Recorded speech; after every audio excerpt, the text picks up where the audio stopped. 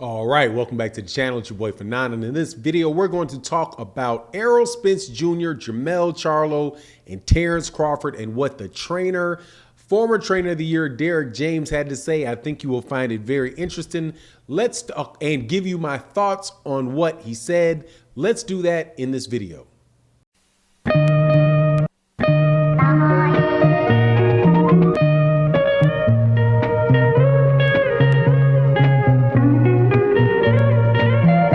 All right, welcome back to the channel. It's your boy Fanon. In this video, we're going to talk about the welterweight division and the 154-pound division. We have some really big fights coming up with Jermell Charlo and Errol Spence Jr.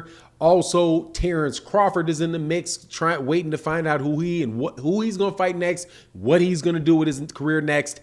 And Derrick James, the trainer of Errol Spence Jr., definitely, and Jermell Charlo, excuse me, shine some light on that. So let's talk about that in this video.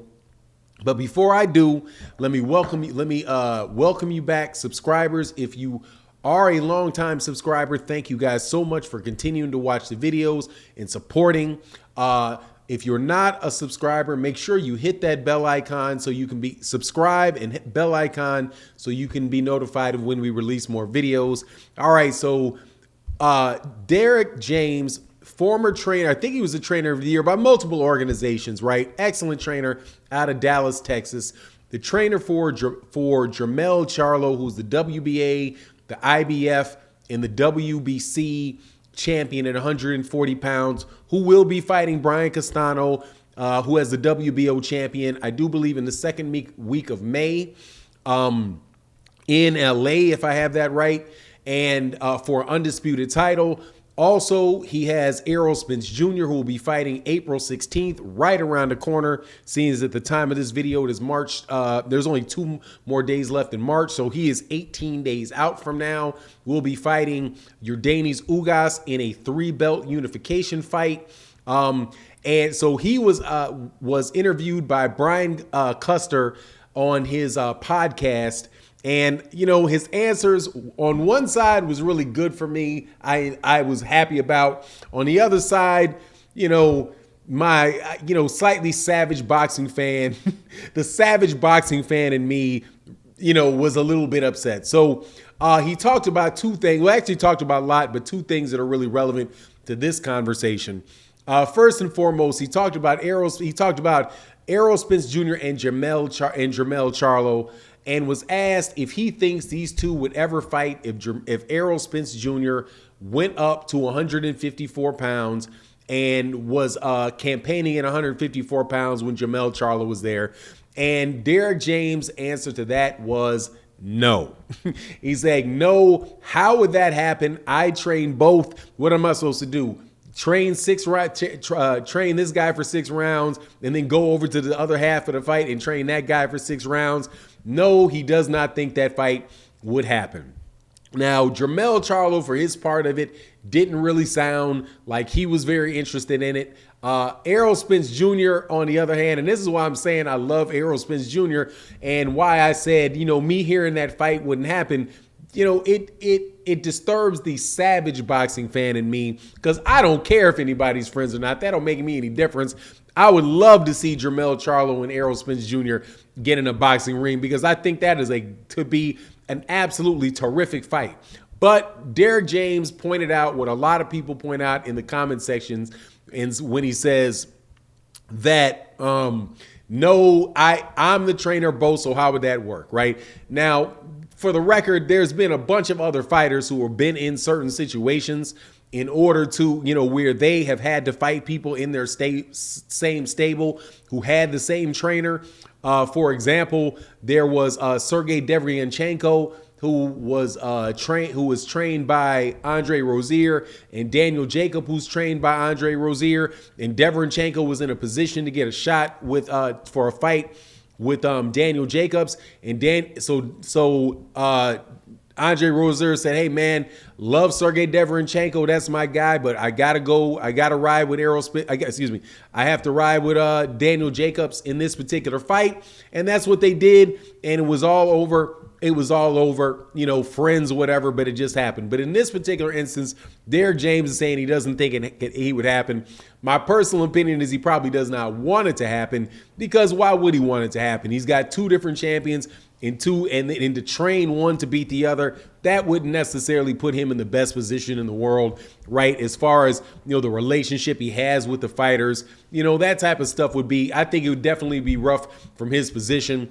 And, you know, obviously the chances of that actually happening, you know, aren't that great, you know, are not that great. But like I said, you know, when the conversation comes up, and it was brought up several times in interviews recently, hey man, I'm a fan of the fight because I want to see all these guys fight each other really and truly.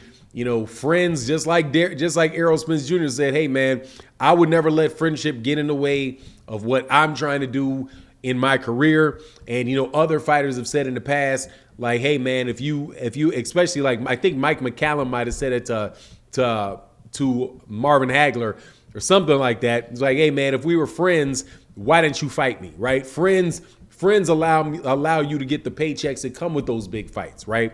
So there's that. Now, the good news too in the interview, from what I saw, was the fact that Derrick James was even more than ever saying that he said that Errol Spence Jr. is going to fight Terence Crawford. Now, the way that the question came up was that he was hey, Derrick, what do you think? Do you think at the end of this you're going to have two undisputed champions at the end of the year, right? Very slick way where the question was asked by Brian Custer, because obviously one fight for undisputed is clearly the Jermell Charlo versus Brian Castano. But by the end of the year, for Errol Spence Jr. to be undisputed, that means he's got to fight Terence Crawford after he beats Yordenis Ugas. And that is as clear a message as you could possibly get about the intentions of Errol Spence Jr. So for all of the people that listen to videos, especially the people that listen to videos that I do, saying I would love to see Terence Crawford fight Jermell Charlo, I would love to see Errol fight Jermell Charlo, I would love to see Keith Thurman fight Terence Crawford, and Errol Spence fight Keith Thurman. All of those fights that I would love to see, and I hope do take place even after the Errol Spence Jr. and Terence Crawford fight. But nobody's eyes are off of that main fight taking place in the welterweight division, which is Errol Spence Jr. and Terence Crawford. And for what Errol Spence Jr. has been saying, it's never, ever changed. He has been very, very consistent about wanting to be the undisputed champion at 147 pounds. He's been very, very clear that he knows that that championship runs, that his ability to do so means that he has to go through Terence Crawford, and that is his desire to do so. The only type of questions that have ever been raised about the likelihood of the fight are related to the financials of the fight. Same thing goes for Terence Crawford's team. Terence Crawford has been very as clear as he can be for the last year or so that Errol Spence Jr. is a fight that he wants, and the only issues that could possibly come up that would prevent those guys from fighting is the monetary situation, where who is going to get paid what. And, you know, people can say that, you know, you should fight for anything. It really doesn't matter. You know, just, you know, real fighters want to fight. They don't care about the money. That's just not true. Promoters have to make their money. Trainers have to make their money. Fighters have to make their money. And at the end of the day, it's prize fighting. But regardless, though, it is obviously apparent that Derrick James and Errol Spence Jr. and Terence Crawford have been saying that that's the fight that they want. And I'm very hopeful that we'll actually get it, provided some of the other things fall into place, like Terence Crawford fighting with the PBC, which is an entirely different situation that I've discussed in another video recently. So we'll go through that again, you know, when the time is right. But anyway, that's my take on the situation. You let me know what you think in the comment section. And with that, I'm out. Deuces.